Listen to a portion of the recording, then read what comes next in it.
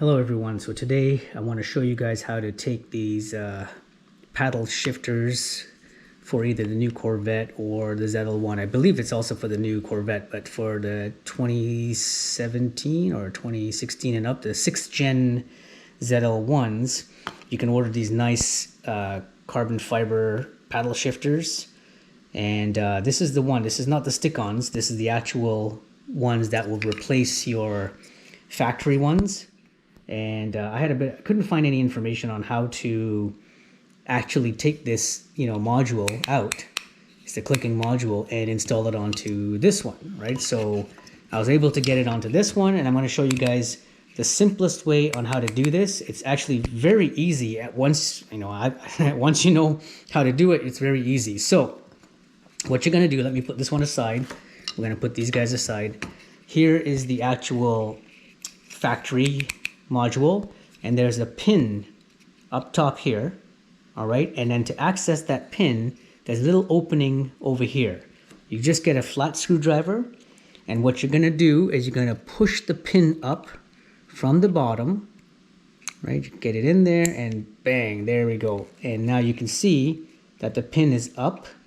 And then what you're going to do is just grab a small needle nose plier or something like that, and here we go. And we're going to pull this pin out. There's your pin, and then this module is going to come apart. And then what you want to do, you're going to see there's like a little spring-loaded mechanism inside, and you want to line that up.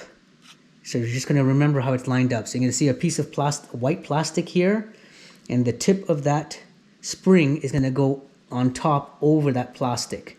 Okay, so now you're going to put this aside. You're going to carefully remove this pin and the spring. You're going to grab your new carbon fiber piece here. You can grab the spring, and you'll feel it's a little bit of lubrication on this one too, so you want to make sure that it stays lubricated.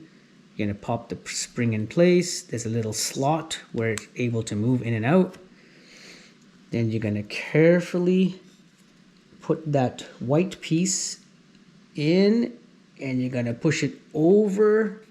You're going to hold it in place, and you're going to slide the pin, and then you're simply going to push that pin back into the factory position, flushed.